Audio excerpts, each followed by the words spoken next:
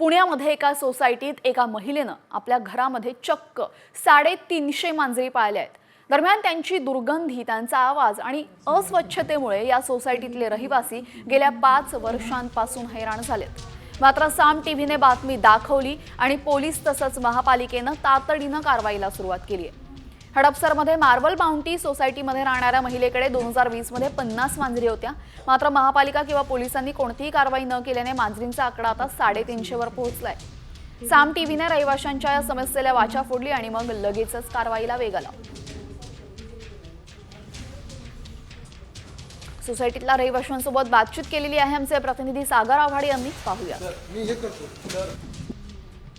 9व्या मजल्यावरील flat number 901 मध्ये नीता भरद्वाज ह्या राहतात। त्यांच्या घरी नियर अबाउट 300 कॅट्स आहेत असं सोसायटी धारकांचं म्हणणं आहे। त्यांचं म्हणणं आहे की ज्या निराधार कॅट्स आहेत, अबॅन्डन्ड आहेत, त्यांचा त्या सांभाळ करतायत आणि त्यांना आता त्या शिफ्ट देखील करणार आहेत। आता आम्ही लगेच कॉर्पोरेशनशी पत्रव्यवहार करणार आहोत आणि लवकरात लवकर मांजर काढून घेऊ। नाही, बातमी लावून दिली आपण, त्याबद्दल खूप खूप धन्यवाद। गेल्या 5-6 वर्षाचा त्रास आहे आणि संबंधित म्हणजे या घटनेबद्दल आम्ही 5-6 वर्षापासून फॉलोअप करतो आहे, पण आता ॲक्च्युली सगळ्या गोष्टी फास्ट मूव्ह होत आहेत असं दिसतंय। आम्ही धन्यवाद व्यक्त करतो साम टीव्हीचं बातमी लावून दिल्याबद्दल। हो, आम्ही पण बघितलं आहे, पोलीस आलेले आहे, चांगली गोष्ट आहे। बहुतेक PMCने त्यांना 48 तासाची मुदत दिलेली होती। त्याच्या अगोदर मांजरी इथून चांगल्या ठिकाणी, चांगल्या सुरक्षित ठिकाणी त्यांची अतिशय चांगली काळजी घ्यावी ही पण आमची पण अपेक्षा आहे। होप सो आता त्या जे ओनर आहे ते सगळे पथ्य पाळतील अशी आम्हाला अपेक्षा आहे। बदलापूरमधून एक धक्कादायक बातमी समोर येते। बदलापुरात एका भरधाव 4 चाकीनं एका महिलेला उडवलेले। या अपघातामध्ये महिलेचा जागीच मृत्यू झालाय। मथुरा इर्ले असं या मृत्यू झालेल्या महिलेचं नाव असून अपघाताचा संपूर्ण व्हिडिओ सीसीटीव्हीत कैद झालेला आहे। या प्रकरणी आता बदलापूर पोलिसांनी चालकाविरोधात गुन्हा दाखल केला असून त्याला अटक करण्यात आलेली आहे। बदलापूरमध्ये एका भरधाव कारनं या महिलेला उडवलेले आणि या महिलेचा या अपघातामध्ये जागीच मृत्यू झालाय।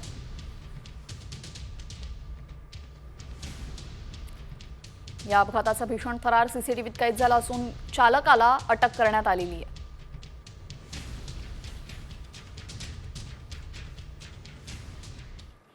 आता बातमी आहे सरपंच संतोष देशमुख हत्या प्रकरणासंदर्भातली। न्यायाच्या मागणीसाठी मस्साजोगचे ग्रामस्थ बैठका घेत आहेत असं धनंजय देशमुख यांनी म्हटलंय। संतोष देशमुख भाजपाचे बूथ प्रमुख असताना देखील बावनकुळे कुटुंबाला भेटण्यासाठी आले नाहीत। त्यामुळे मस्साजोगच्या ग्रामस्थांना बावनकुळेंवर रोष असल्याचंही त्यांनी म्हटलेलं आहे। दरम्यान त्यांच्याशी बातचीत केली आमचे प्रतिनिधी संदीप भोसले यांनी। पाहूयात। संतोष देशमुख हत्या प्रकरणाला साधारणतः 68 दिवस होत आहेत। राज्यभर याचे पडसाद पाहायला मिळाले आणि आज मसाजोगमध्ये गावकऱ्यांची एक महत्त्वाची बैठक देखील होणार आहे। आता आपल्यासोबत संतोष देशमुख यांचे बंधू धनंजय देशमुख की गावकरी संतप्त झालेले मला दिसले सकाळी, की जे चंद्रशेखर बावनकुळे आहेत त्यांनी संतोष अण्णा देशमुख हे BJPचे बूथ प्रमुख असताना त्यांच्या कुटुंबाला, त्यांच्या गावाला किंवा कुणालाही संपर्क कसलाही न करता ते वेगळ्याच दिशेनं त्यांचं प्लॅनिंग चालू आहे। आणि त्यांनी साधं या बूथ प्रमुखाच्या घरी एक फोन कॉल सुद्धा केला नाही। ते प्रदेशाचे अध्यक्ष आहेत, तो प्रदेश महाराष्ट्राचाच असावा आणि यामुळे नाराजी व्यक्त करत होते गावकरी आणि ते गावकऱ्यांचे जे विचार आहेत ते मी तुम्हाला सांगितले। मी आज पीडित आहे, माझा भाऊ गेलेला आहे, माझे जे मायबाप आहेत, माझे जे काही सांभाळ करणारे आहेत हे गावकरी, मला त्यांची जी भूमिका आहे हे मला ऐकून घेणं आहे आणि मी ते ऐकून वेळोवेळी घेत आहे आणि त्यांच्यासोबत जात आहे। संदीप भोसले, साम टीव्ही न्यूज, मसाजोग। तर आता सरपंच हत्या प्रकरणामध्ये नव्या वादाला तोंड फुटण्याची शक्यता आहे, कारण संजय राऊतांनी थेट भाजपालाच आरोपीच्या पिंजऱ्यात उभं केलंय।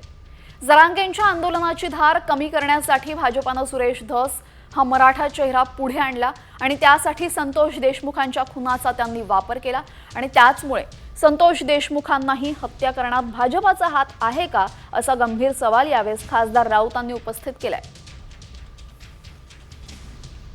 मनोज जरांगे पाटील यांचं जे नेतृत्व उभं राहिलं मराठा समाजामध्ये आणि त्यांनी जे आंदोलनाला सुरुवात केली होती पुन्हा एकदा निवडणुकीनंतर, त्या आंदोलनाची धार कमी करण्यासाठी भारतीय जनता पक्षानं सुरेश धस हा मोहरा मराठा समाजाचा पुढे आणला। मग या खून प्रकरणात भाजपचा हात आहे का? लोकांचं लक्ष विचलित करण्यासाठी हे पाहावं लागेल। एका खुनाला वाचा फुटली आणि खरे आरोपी आका आकाचा आका ही भाषा आमची नाही. हे शब्द कोणी आणले? भारतीय जनता पक्षानं आणले. आता महत्त्वाच्या बातम्यांचा घेऊयात सुपरफास्ट आढावा. मुंबई मेट्रो मार्ग 5 ठाणे भिवंडी कल्याण मेट्रोच्या कामामध्ये 3 वर्षांची दिरंगाई झाली. मात्र कामाच्या खर्चात सध्या तरी कोणतीही वाढ झाली नाहीये. आरटीआय कार्यकर्ते अनिल गलगली यांनी उघड केलेल्या माहितीने MMRDA आणि मेट्रो प्रशासनातील हलगर्जीपणा समोर आलाय.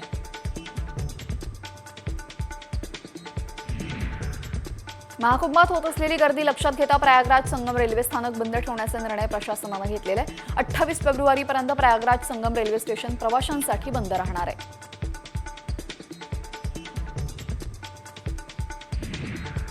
IPLच्या 18व्या हंगामाचं वेळापत्रक जाहीर करण्यात आलेले 22 मार्चपासून IPLला सुरुवात होणार आहे. सलामीच्या सामन्यांमध्ये कोलकाता विरुद्ध बंगळुरू आमने सामने असेल तर 20 ते 23 मे दरम्यान प्लेऑफचे सामने रंगणार आहेत. 25 मे रोजी कोलकातामध्ये अंतिम सामना पार पडेल.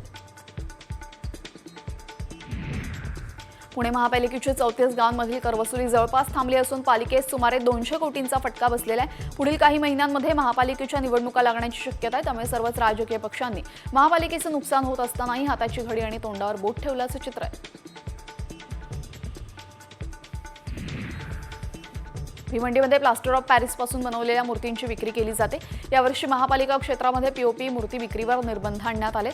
POP मूर्ती विकू नये अशी कडक भूमिका पालिकेने घेतल्याने मूर्ती विक्रेते अडचणीत आलेत.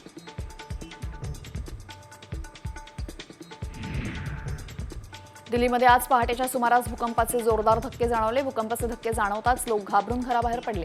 भूकंपाची तीव्रता 4 रिश्टर स्केल इतकी मोजली गेली. त्यांचं केंद्र दिल्लीच्या आसपास जमिनीपासून 5 किलोमीटर खोलवर असल्याचं सांगितलं जात आहे.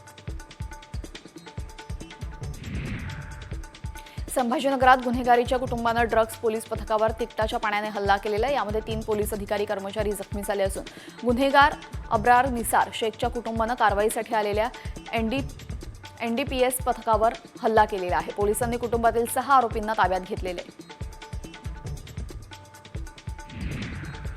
नवी मुंबईतील भाजपाच्या माजी नगरसेवकानं विष प्राशन करून आत्महत्या करण्याचा प्रयत्न केला. नगरसेवक भरत जाधव यांनी कर्जत येथील पोलीस ठाण्यातच विष प्राशन केलेले आहे. त्यांच्या रुग्णालयामध्ये उपचार सुरू आहेत. आत्महत्या करण्यापूर्वी त्यांनी एक व्हिडिओ पोस्ट केला. यामध्ये व्यवसायामध्ये आणि राजकीय जीवनामध्ये काम करताना त्यांना त्रास दिला जात असल्याचं त्यांनी सांगितलंय.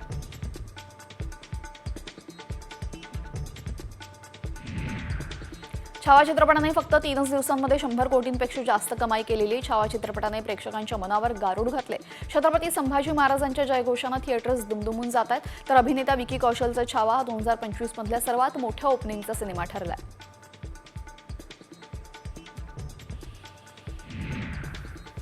तिरुपती देवस्थान इथं आंतरराष्ट्रीय मंदिर अधिवेशनाला मंगळवारपासून सुरुवात होणार आहे. जगभरातील मंदिर यामध्ये सहभागी होत असून अधिवेशनाच्या पूर्वतयारीला सुरुवात झालेली आहे. होम हवन तसेच भगवान विष्णूंच्या पूजेला सुरुवात झालेली आहे.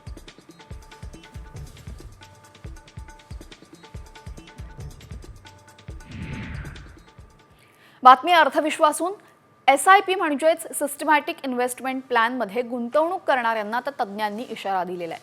गेल्या काही काळामध्ये SIP मध्ये गुंतवणूक करणाऱ्यांचा कल मोठ्या प्रमाणात वाढतोय.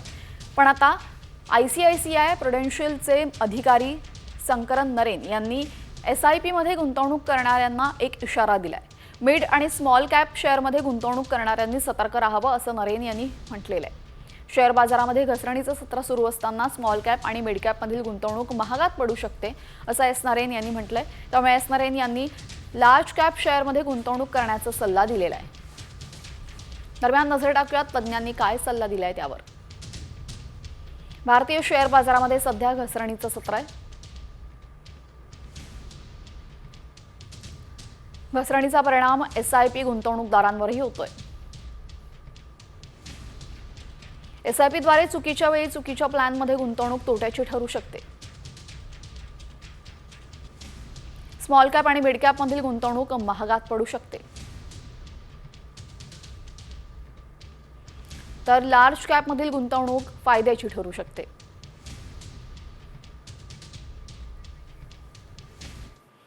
आता महत्त्वाच्या राजकीय घडामोडी पाहूयात वेगवान स्वरूपात. धनंजय मुंडेंनी कृषी घोटाळा केल्याचा आरोप दमानी यांनी पुन्हा केलेला आहे. त्यासाठी दमानी यांनी खतांची चक्क ऑनलाईन ऑर्डर मागवली. मात्र ही खतांची ऑर्डर घरी येण्याआधीच रोखल्याचा आरोप दमानी यांनी केलेला आहे. इफ्को कंपनीने ऑर्डर थांबवल्याचा आरोप दमानिया यांनी केला आहे. मंत्री नितेश राणेंनी पुन्हा एकदा उद्धव ठाकरेंना लक्ष्य केलेले आहे. उद्धव ठाकरेंना सेना भवनाला टाळं ठोकावं. बाळासाहेब ठाकरेंनंतर सेना भवनालाही महत्त्व उरलेलं नाही असं ते म्हणाले. देवळालीच्या आमदार सरोज अहिरे यांनी उपमुख्यमंत्री अजित पवारांसमोर आपली खदखद बोलून दाखवली. त्यामुळे महायुतीच्या स्थानिक नेत्यांमधला वाद चव्हाट्यावर आलेला आहे. मित्रपक्षाच्या नेत्यांनाही शिस्त पाळायला सांगा असं म्हणत शिंदे गटाच्या नेत्यांकडून त्रास दिला जात असल्याची तक्रार सरोज अहिरे यांनी केलेली आहे. आमदार महेश शिंदे यांनी नवी मुंबई पोलीस आणि एपीएमसी मार्केट प्रशासनावर गंभीर आरोप केलेले आहेत. नवी मुंबई इथं वारंवार होत असलेल्या अंमली पदार्थांच्या तस्करीबाबत नवी मुंबई पोलीस आणि एपीएमसी मार्केट प्रशासन जबाबदार असल्याचं त्यांचं म्हणणं आहे.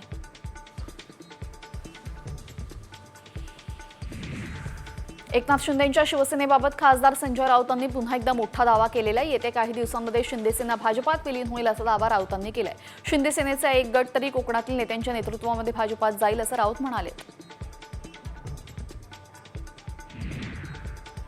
खासदार संजय देशमुखांनी खळबळजनक आरोप केलेला आहे. शिवसेना फोडण्यासाठी पैशांचा वापर केला जात असल्याचा दावा खासदार संजय देशमुख यांनी केलेला आहे. शिवसेना फोडण्यासाठी दबावतंत्राचा वापर केला जात असल्याचंही त्यांनी म्हटलंय.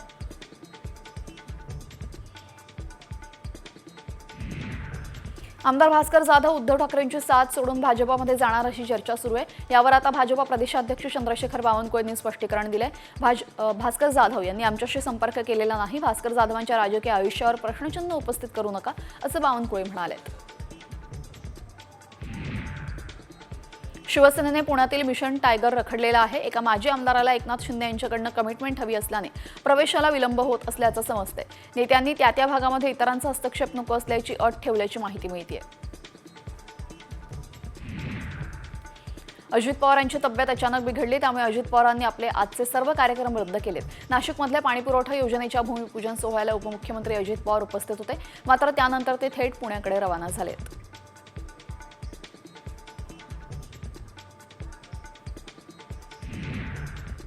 बॉक्स ऑफिसवर धुमाकूळ घालत असलेल्या छावा चित्रपटाबाबत आता सर्वात मोठी घोषणा करण्यात आलेली आहे. छत्रपती संभाजी महाराज यांच्या आयुष्यावर आधारित छावा चित्रपट आता फ्रीमध्ये पाहता येणार आहे. लाडक्या बहिणींना छावा चित्रपटाचा आठवडाभर मोफत शो आयोजित करण्यात आलेले. सोमवारपासून तर रविवारपर्यंत लाडक्या बहिणींना छावा चित्रपट मोफत पाहता येईल. अहिल्यानगरचे आमदार संग्राम जगताप यांनी घोषणा केली असून छावा चित्रपट टॅक्स फ्री करण्याची मागणी सुद्धा त्यांनी केली आहे.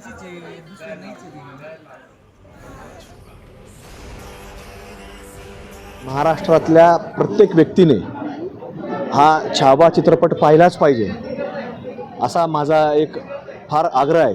आणि त्याच्याकरता आम्ही अहिल्यानगर शहरामध्ये या ठिकाणी विशेषतः महिला भगिनींकरता मोफत स्क्रीनिंग ठेवलेलं आहे.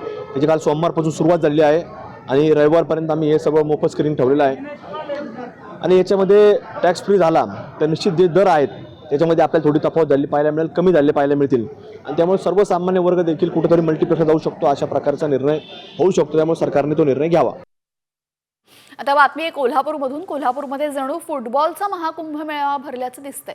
Shahu stadium football world cup सारखंच हाऊसफुल झालेलं होतं. KSA सिनियर लीगमध्ये तालीम मंडळ विरुद्ध शिवाजी तरुण मंडळ यांच्यामध्ये मॅच रंगली.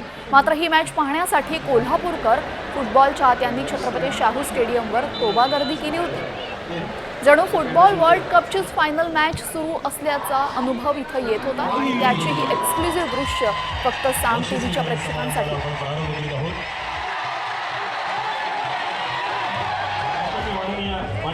ही दृश्य कोणत्या फुटबॉल वर्ल्ड कपची नाही तर कोल्हापूरमध्ये झालेल्या एका फुटबॉल मॅचची.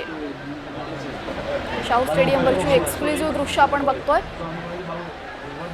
फुटबॉल चाहत्यांनी मोठी गर्दी ही मॅच पाहण्यासाठी केली होती.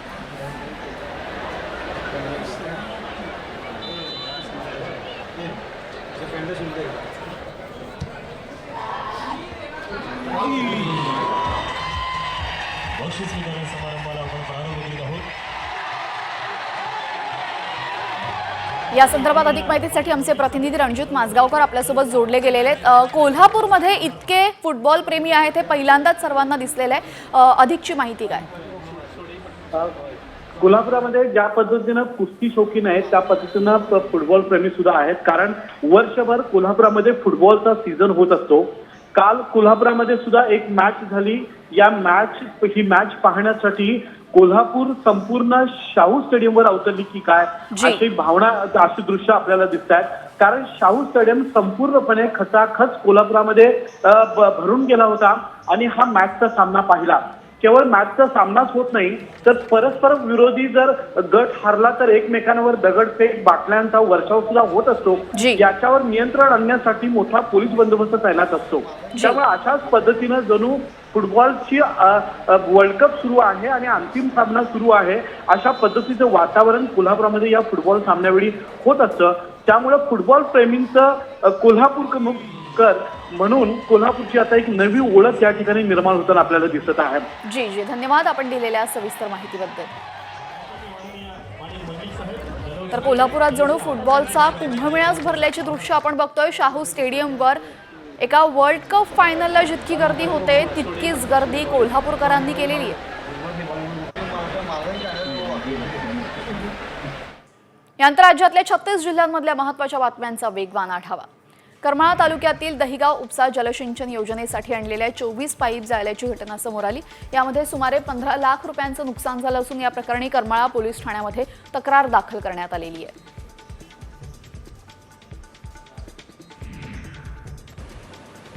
उजनी धरणातून भीमा नदीमध्ये विसर्ग करण्यात आलेल्या सोलापूर शहरासह भीमा नदीकाठच्या गावांना यामुळे पाणी पुरवठा होणार आहे. 1600 क्युसेक इतकं पाणी भीमा नदीमध्ये सोडलंय. त्यामुळे कुणीही नदीपात्रामध्ये उतरू नये अशा सूचना प्रशासनानं दिलेल्या आहेत.